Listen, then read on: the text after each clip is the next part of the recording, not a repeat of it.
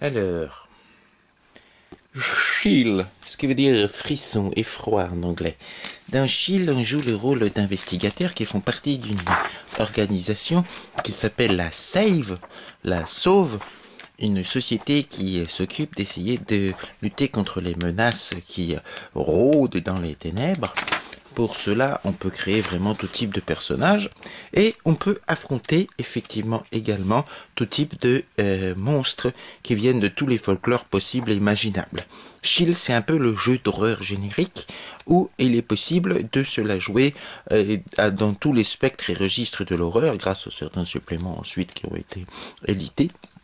Et ce n'est pas encore un jeu récent, je suis désolé, hein, les enfants, mais c'est parce que moi, je suis un vieux maître de jeu et que j'aime bien les vieilles choses, que je découvre généralement en plus 15 ans après. Donc, voilà, vous êtes des agents de la Save, mais la Save, il y a eu un problème, c'est qu'elle a pété il y a quelques années, on joue au début des années 90, elle s'est fait ratiboiser la tête par l'inconnu, mais ce qui est rigolo pour nous Français, c'est que l'antenne maintenant générale de la Save, Sauve en français, se trouve à Paris. Donc, dans Chill, il est aisé de créer des personnages qui auraient des professions aussi diverses et variées que, bien mettons, libraire, ou montagnard, ou mystique, ou pilote, ou physicien, photoreporter, océanologue, même punk, qui te donne un bagage de compétences que tu possèdes sur les 3 niveaux. On n'a pas besoin d'aller plus loin que savoir être novice, maître ou expert dans une compétence. Et, pardon, tout se mesure sur un des 100. Un des 100, c'est tellement plus simple et tellement plus facile. Ou des D10 pour les dommages.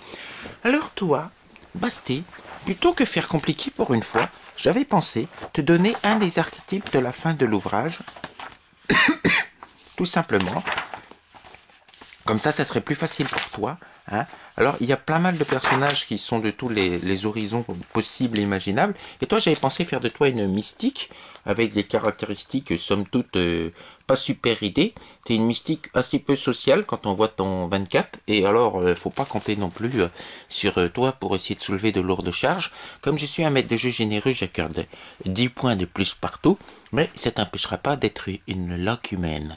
Tu es une loque humaine car tu es une mystique roumaine, hein, ce n'a pas forcément deux choses à voir, qui parle aussi le français et l'anglais et dont les seules passions hein, sont l'astrologie et la Transylvanie. Oui, c'est tout. Donc c'est pour ça que tu es une loque humaine. Parce que le roumain, c'est bien, mais ça se parle qu'en Roumanie. Remarque, comme ta passion c'est la Transylvanie, c'est pas plus mal non plus. Toi, ton truc, c'est de te dire que je peux te le dire, tu es une baronne originaire de Budapest. Hein, oui, oh oui, mais tu voyages beaucoup en Transylvanie, oh, t'adores ça.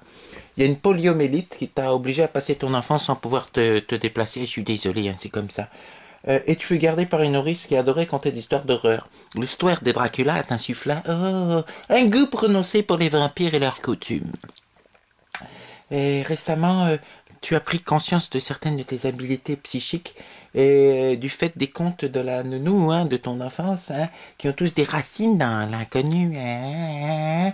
Tu t'es un petit peu plus intéressé à ces choses-là et pendant tes études et des voyages, malgré ta poliomyélite, tu as rencontré un autre passionné des vampires avec qui tu t'es lié d'amitié. Oh oui. Et quand tu as découvert le corps de ton ami vidé de son sang, t'as appris qu'il était agent de la Save. C'est ainsi que tu rejoignais la Save immédiatement pour lutter contre les vampires à moitié dans ta chaise et avec ta canne. Et parce que quand même t'as eu la poliomyélite et là c'est pas facile d'avancer. C'est peut-être pour ça que t'as pas mis une forte aura. Alors toi, Horus, pour une fois, j'invente rien, je prends tel quel ce qu'on présente. Hein. Je vais te prendre en... Oui, j'ai professeur pour toi, j'ai scientifique, mais quand je vois ton... J'ai 16 heures de prime, ce sera plus pour lui, quand même. J'ai policier, j'avais une dilettante. Je vais... Médecin ou informaticien, parce que j'ai fait médecin ou informaticien, si tu veux. J'avais voleuse aussi pour toi, Basté, mais bon, qu'est-ce que tu veux. Non, elle va te mettre informaticien, hein. T'es américain.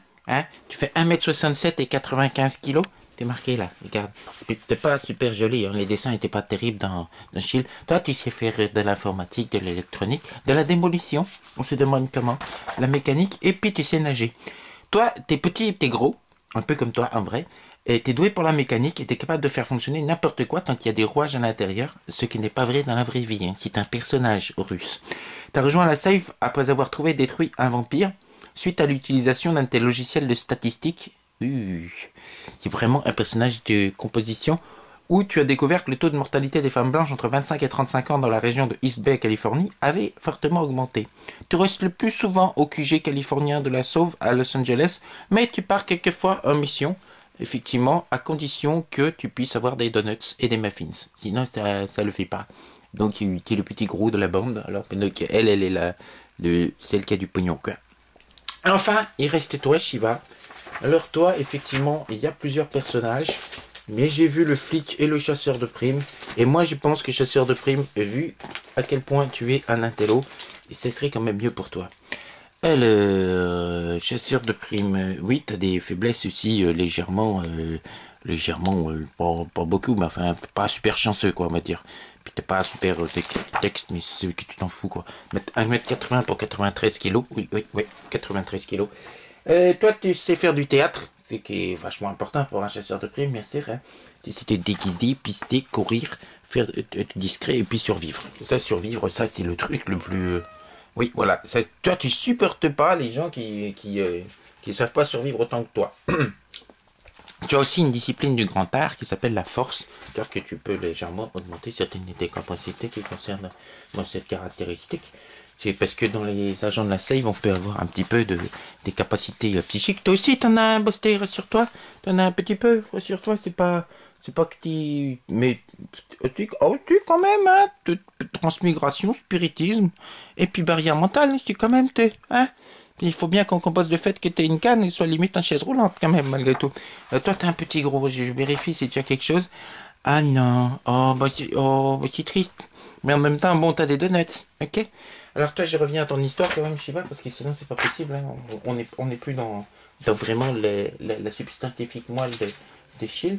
Il faut que je me... Alors toi, t'es né en Australie. Ah oui, ah bah ça, t'es né en Australie. Oh, j'ai vos défauts aussi. Oh, ben c'est gentil ça. Tu vis maintenant dans la banlieue de Los Angeles où tu gagnes ton pain modestement comme chasseur de primes très modestement. Ton job te conduit parfois à rencontrer les éléments les plus durs de la société et tu as conservé une approche optimiste de l'existence. Je me demande si ce personnage est fait pour toi. Et tu préfères ramener tes proies vivantes et pour ce faire, tu te sers de ton incroyable habilité Ebola. Tu as découvert tes talents psychiques au cours d'une chasse où tes adversaires faillirent avoir le dessus. Oh oui, tu pratiques les sauts à l'élastique pour te relaxer. C'est pas... Ouais, ok. En plus, t'es claustrophobe. Tu as un goût peu développé. Et en plus, t'as des personnes à charge. Bon, il pourrait être des personnes à charge. Spirituellement, s'entend. Et ne pas tuer. Ah ça va peut-être être dur ne pas tuer, non? Qu'est-ce qui t'en penche? Enculé! Bon, en tout cas, vous êtes réunis pour faire, au cours de vos prochaines aventures, Horrors of North America, qui est un supplément absolument magnifique, écrit par un auteur de génie, malheureusement trop tôt décédé, Nigel Finlay, et qui pourra vous amener dans différents endroits tout au long des États-Unis afin de résoudre certaines énigmes. Votre première énigme sera ici, hein, dans ce coin-là, par là, en numéro 10, pour résoudre un problème qui s'appelle Seven Devils.